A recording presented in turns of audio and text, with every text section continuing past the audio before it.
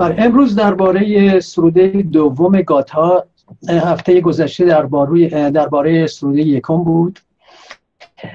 سروده دوم با تمام سروده های گاتا، یعنی با 17 سروده گاتا بسیار فرق داره.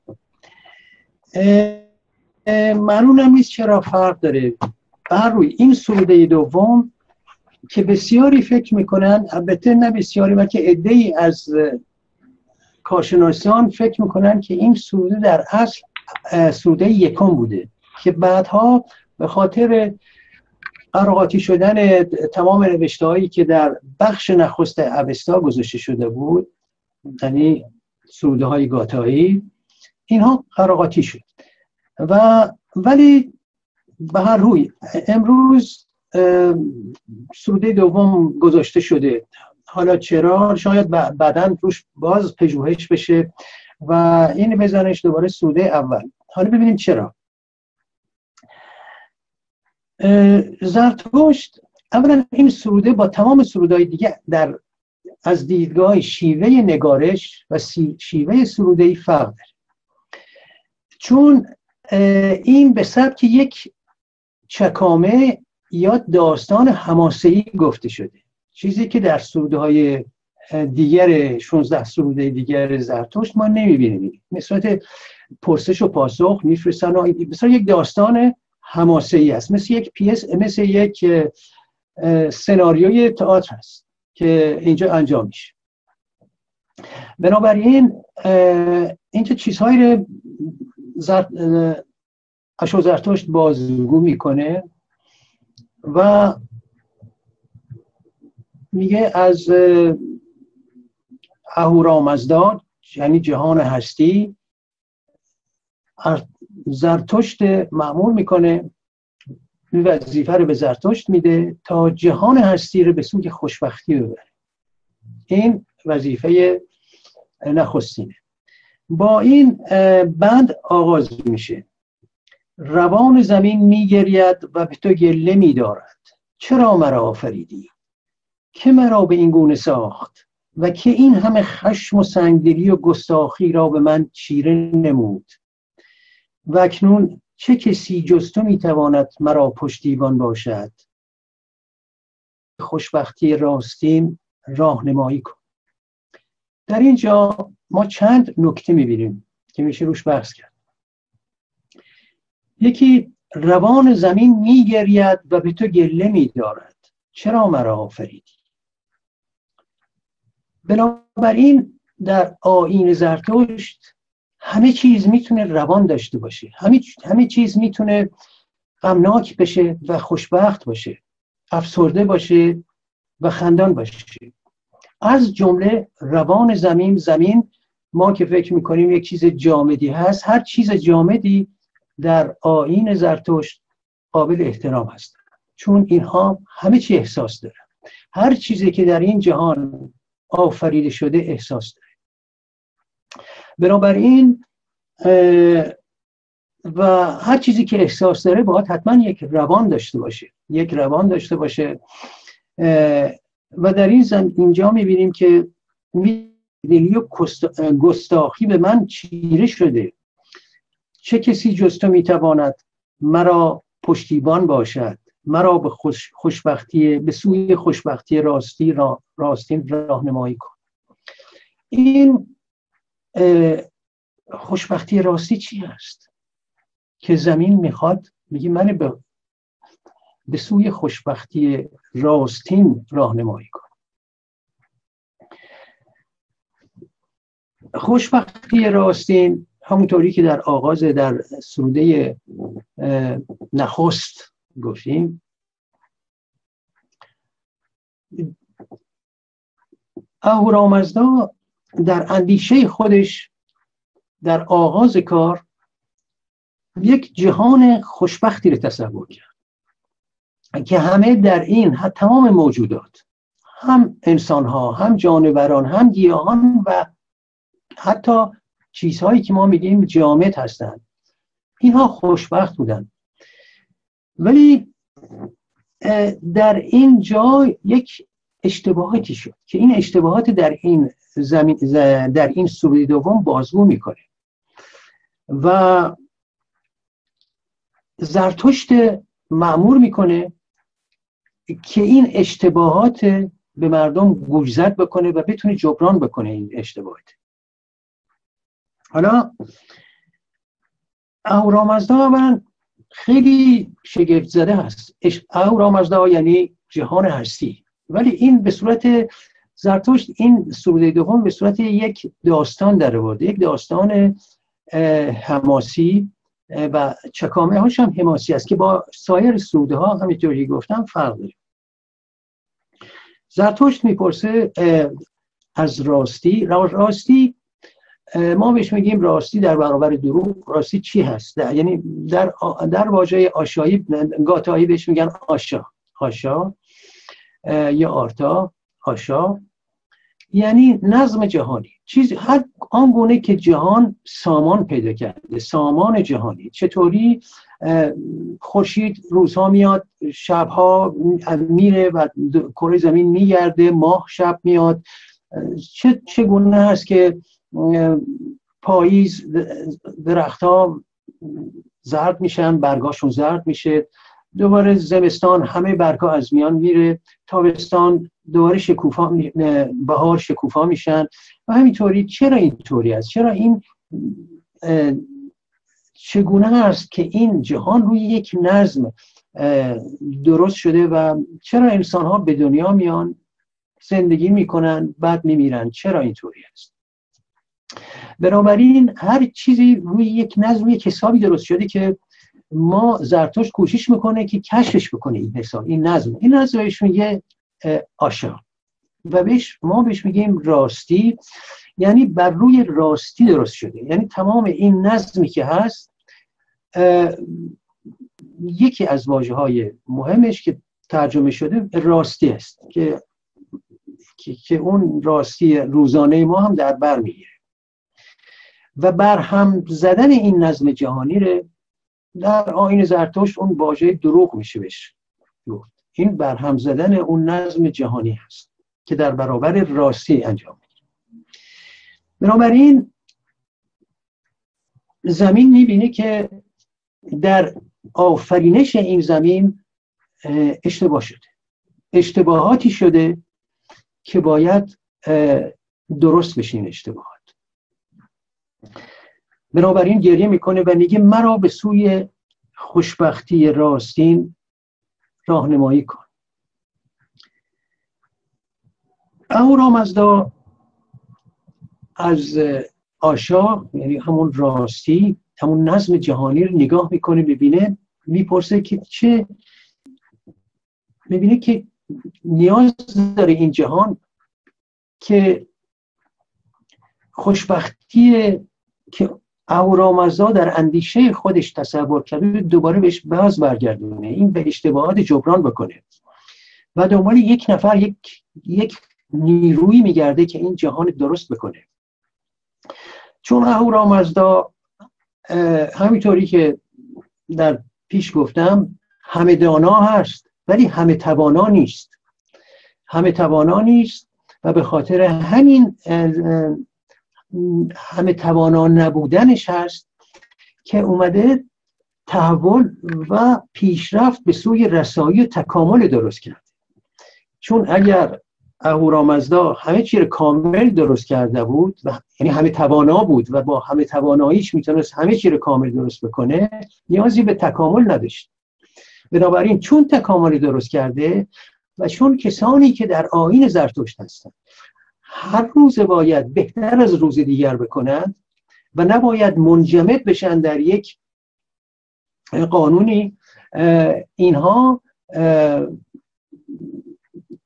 باید اون اشتباهاتی که اهورامزدا کرده در آفرینش این جهان جبران بکنن. این وظیفه ما انسان ها به عنوان همکار اهورامزدا است. بنابراین دلیل آفرینش انسان ها این بوده که همکاری بکنن با اهورامزدا تا این جهان هر روز به پیش ببرن و اون ناکامی های و نارسایی های این جهان جبران بکنن. این وظیفه ما هست، من و شما. حالا اهورامزدا میگه که چه کار بکنیم که این زمین رنج دیدره، که ستم دیدره، ما بتونیم اون خوشبختی آغازی که در آغاز ما هدف ما بوده، آرمان ما بوده، به زمین دوباره برگردونیم. و از راستی میپرسه، از آشا میپرسه، میگه آیا کسی رو میشناسی، کسی رو میدونی که البته همش به صورت داستان حماسه‌ای زرتشت آورده، کسی رو میشناسی که بتونه این زمین ستم دیدر خوشبخت بکنه. راستی یا اون قانون که بر این جهان حکومت میکنه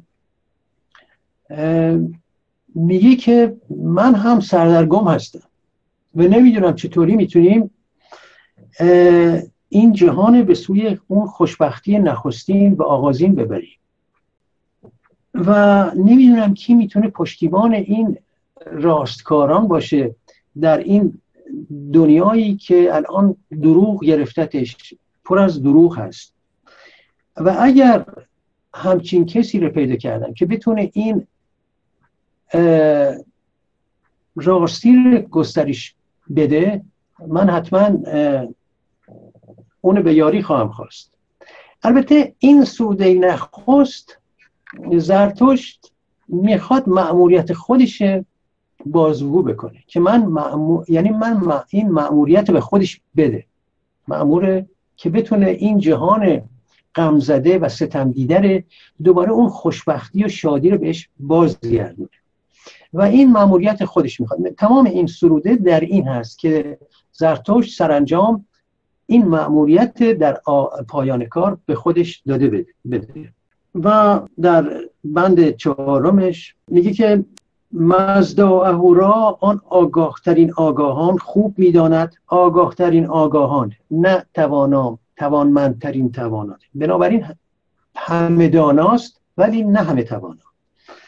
آن آگاهترین آگاهان خوب میداند که پیروان خدایان دروغین در گذشته چه ها نمودند و در آینده نیز چه ها خواهند کرد، چون اوست تنها داور، پس خواست او همان خواهد شد. خب این راستی میگه، این حرفی از راستاست که مزدا اهورا میدونه که در این جهان چی گذشته و اون خدایان دروغین که زرتشت بر علیهشون بلند شد و خواست سرکوب بکنه خدایانی که در پیش بودن، در زمان آریایی ها بودن، این درباره اونها گفتگویی بکنه.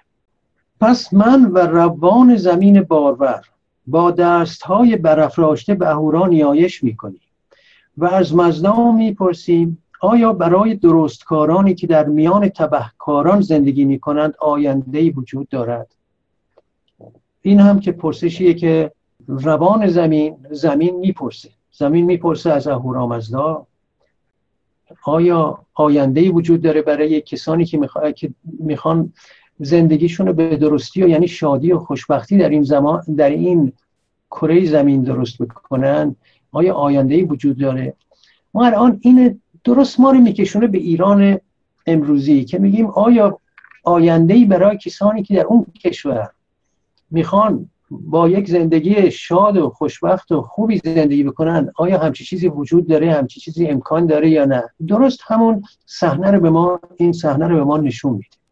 و اهورامزدا به یکی از فروزا آشا، همون راستی، مهمترین فروزه اهورامزدا هست. فروزهای اهورامزدا گفتیم که 6 فروزه داره. فروزه یعنی روح‌های پیشرونده و پیشرونده‌ای که اهورامزدا درست کرد که این جهان بتونن همون جهان خوشبختی رو که در اندیشه نخستین اهورامزدا بود درست بکنه. این 6 فروزه نخستینش همون آشا هست که همون راستی بهش میگن هست. دومینش اندیشه نیک هست. اندیشه نیک گفتیم که اندیشه است که بتونه خودش به اون اندیشه نخستین آغازینی که اهورامزدا همه زندگی خوشبختی برای همه درست کرده بود پیوند بده. نیک در آیین زرتشت یعنی تمام نیروهایی که بتونه انسان و جان به سوی یک زندگی شاد و خوشبخت ببره، اینو بهش میگن نیک. زمانی که میگیم پندار نیک، گفتار نیک، کردار نیک، یعنی نیروهایی که بتونه انسانها، جانوران و گیاهان به سوی یک زندگی خوشبخت و شاد ببره. و بعدم که میگیم یعنی اون نیروها و پدیده هایی است که جلوگیری میکنه از رسیدن به این نیروی، به این زندگی شاد و خوشبخت. بنابراین اندیشه نیک دومین فروزه اهورامزدا است که با نیروهای نیکی در پیوند هست. سومین فروزه اهورامزدا نیروی خودچیرگی هست، یعنی فرمانروایی به احساسات درونی خود انسان، که ما بتونیم به احساسات درونی خودمون، به سهش‌های، به زبان فارسیش میگن سهش احساسات، به سهش‌های درونی خودمون چیره بشیم. و این سومین فروزه هست. و چهارمین فروزه‌ش میگن آرامش. زمانی که ما چیره شدیم به این سهش‌های درونی خودمون، این آرامش میاد. و پنجمینش میگه ما باید این جهان هر روز بهتر بکنیم، چون این جهان کامل درست نشده. این درست فرقی میذاره میان یک پیرو آیین زرتشت و یک پیرو دین اسلام. چون ما اسلام خوب میشناسیم، به قول دوست ما در اون سخنرانیش گفت که هیچ کس بهتر از ایرانیان اسلامی نمیشناسه. بنابراین ما میدونیم که در اسلام میگن الله یک خدای کاملی هست، یعنی خدای همه توانا هست و همه دانا، همه توانا هست بگیشه. هر کاری بخواد میکنه، در از یک ثانیه همه کار میتونه بکنه. این خدای همه توانا اومده قانونهایی درست کرده که کامل هستن، چون یک خدای همه توانا که کامل هست نمیتونه قانونهای ناقصی بسازه. بنابراین این قانونهای کاملی درست کرد که این قانونها در قرآن، کتاب مقدسشون و شریعت و این چیزا نوشته شده. بنابراین یک مسلمان باید، این چیز بایدی هست، ناگزیر هست که این قانونهای کامل مو به مو اجرا بکنه. و اگر، چون کامل هست دیگه، اگر مو به مو اجرا نکنه اون قانون ناقص میشه. بنابراین مو به مو باید اجرا بکنه. در این صورته که یک مسلمان خوب، یعنی معتقد، باید مانند مثل 1400 سال پیش خوراک بخوره، مانند 1400 سال پیش لباس بپوشه و تمام قانونهای اقتصادیش، اجتماعیش، فرهنگیش و قضاییش همه مانند 1400 سال پیش بشه. کوچکترین انحرافی از این قانونها که کامل هستند، چون خدایشون همه توانا و همه کامل هست، کوچکترین انحرافی از این قانون بهش میگن گناه. گناه هم قابل تنبیه هست، هم در این دنیا و همون در اون دنیا با آتشی به نام جهنم. بنابراین یک مسلمان که خدای کاملی داره و خداش همه توانا هست و قانونهایی که داده همه کامل هستند، ناگزیره که در زمان منجمد شده باشه و نمیتونه پیشرفت بکنه. چون نمیتونه، این اگه پیشرفت بکنه مخالف با اون قانون هست، چون اون قانون خودش کامل هست دیگه، نیازی به پیشرفت نداره. یک قانونی که کامل هست نیازی به پیشرفت نداره. بنابراین در آیین زرتشت اهورامزدا همه توانا نیست، بنابراین راه پیشرفت برای انسان‌ها، برای این جهان باز گذاشته. این وظیفه ما هست که چیزی که نتونسته اون خدای همه دانا ولی نه همه توانا درست بکنه، ما به عنوان همکار اون خدا درست بکنیم. یکی از چیزهایی که اشتباهاتی که در این جهان شد، دروغ بوده، مرگ بوده، بیماری بوده، دوری بوده، رنج بوده، افسردگی بوده و بدتر از همه هر جانداری ناگزیره که جاندار دیگر بیجان بکنه و گوشتشو بخوره. تمام اینها اشتباهات این خدا بوده که در این زمین و ما ناچاریم که این جهان بر طبق فروزه پنجم اهورامزدا این جهان هر روز به پیش ببریم تا برسیم به همون خوشبختی کاملی که اهورامزدا با اندیشه خودش در اندیشه خودش این جهان درست کرد. در این صورت در این سوره دوم اهورامزدا میبینه که این اشتباهات به وجود اومده و این نیاز داره به پیشرفت این جهان.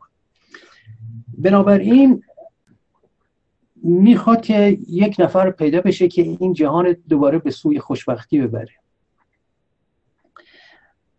این رایزنی میکنه با راستی و از اندیشه نیک.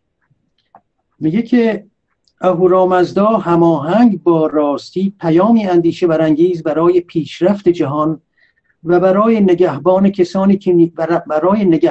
کسانی که نیاز به نگهبانی دارند آماده کرد و از اندیشه نیک رایزنی نمود. کیست آن کس که بتواند به مردم یاری دهد؟ این پرسش میکنه. البته این پرسش ها همه در چیزش تشبیه هستن. این نباید طوری که اهورامزدا حرف نمیزنه، ولی تشبیه است. کیست آن کس که بتواند به مردم یاری دهد؟ راستی بهش پاسخ میده که من تنها یکی را میشناسم که به آموزش های ما گوش فرا داده است و او زرتشت اسپندمان است. اسپندمان نام خانوادگی زرتشت است. زرتشت اسپندمان است. او آماده است تا مینوی پیام تو را با سروده های خود، یعنی گاتها، در پرتو راستی به مردمان برساند. پس ای مزدا به او شیوای سخن بخش که اون بتونه این پیام تو رو به مردم برسونه و بگه چطوری میشه یک و راز یک زندگی خوشبخت و شاد مردمان بازگو کنه و بگه چطوری میتونه این جهان ستم دیده رو دوباره به خوشبختی و به آرامش بیاره. این بار باز زمینی که ستم دیده هست میگه روان زمین باز خروشید و گفت آیا من کمک مرد ناتوانی را بپذیرم که با سخنان بی جان خود میخواهد پشتیبان من باشد؟ مرا به راستی نیاز به سرداری تواناست و کی چنین کسی پیدا خواهد شد و کی دستهای توانای خود را به من دراز خواهد کرد. روان زمین باور نمیکنه. میگه که زرتشت اون توانایی رو نداره که اون خوشبختی که من در پیش هستم، ما در پیش هستیم، زمین در پیش هست، مردمان این زمین در پیش هستند، به اونها باز بگرد. بنابراین زمین یک کمی مایوس. زمین بارور میگه من زمین بارور به تو ای اهورا نیایش میکنم تا با نیروی راستی و اندیشه نیک به او توانایی دهی. به کی؟ به زرتشت، به این زرتشتی که من باش باور ندارم که بتونه این زمین خوشبخت بکنه. میگه بهش توانایی بدیم که مرا به سوی آرامش و آبادی راهنمایی کند و ای مزدای برترین او بهترین آفریده تو خواهد بود. کجا ایده راستی ای اندیشه نیک و ای نیروی خودشیرگی کی به من روی خواهید آورد؟ این زمین داره میگه. و تو ای مزدا کی انجمن بزرگ مغان را با دانایی خود رهنمون خواهی شد؟ ای اهورا ما چشم به راه یاری تو هستیم. بنابراین همونگونه که گفتم این سروده کاملا با سروده های دیگری فرق داره. اینجا این سروده میخواد مأموریت زرتشت برای کمک کردن به یک زندگی شاد و خوشبخت در روی این کره زمین مأموریتش جا بندازه که بعد در سرودهای بعدی دیگه میگه چه کار ما باید بکنیم که به این زندگی شاد و خوشبخت برسیم. این بقیه سرودهای گاتا هست.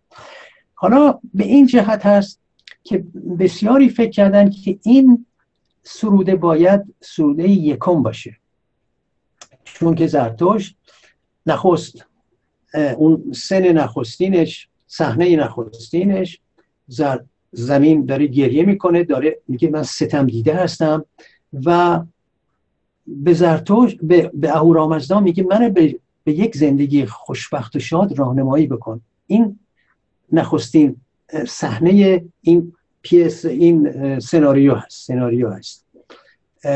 و اهورامزدا اندیشه میکنه و مشورت میکنه با راستی، اندیشه نیک، خودشیرگی، که بتونه این و مشورت میکنه، میگه چون میدونه که همه توانا نیست اهورامزدا، همه دانا هست ولی همه توانا نیست، که چگونه بتونه این جهان دوباره به سوی خوشبختی ببره این زمین.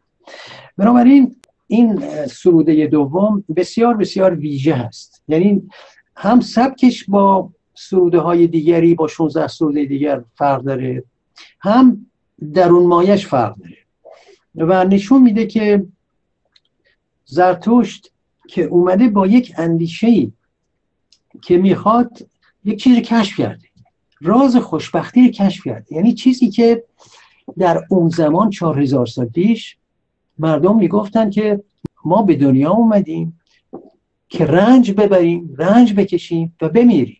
این حرف دنیا. و همینطوری امروز تا امروز مسیحیت میگه ما اومدیم به این دنیا تا از گناهان خودمون پاک بشیم، یعنی رنج بکشیم و بمیریم و بریم به اون دنیا. بنابراین در 4000 سال پیش مردم اینطوری فکر میکردن. برای نخستین بار کسی به نام زرتشت پیدا میشه، این مأموریتشه، میگه نه، ما نیومدیم در این جهان که رنج بکشیم و بمیریم، ما اومدیم یک زندگی شاد و خوشبختی در این جهان برپا کنیم. نه تنها شادی باید و خوشبختی باید فقط از آن انسانها باشه، باید جانوران و گیاهان هم در این شادی شرکت کنند، چون خوشبختی یک نیرو هست، یک انرژی هست که میتونه به همه سرایت بکنه. در جامعه‌ای که این زرتشت میگه، در جامعه‌ای که یک گیاه پژمرده باشه مردم نمیتونن خوشبخت باشن کامل، همه چی باید شکوفا باشه. این مأموریتیه که زرتشت داره و در 16 دیگر اون سروده های دیگری میخواد انجام بده. حالا من به گوشم تا اگر پرسش هایی هست در این زمینه با هم گفتگو کنیم. بفرمایید. سپاس از شما دکتر گرامی.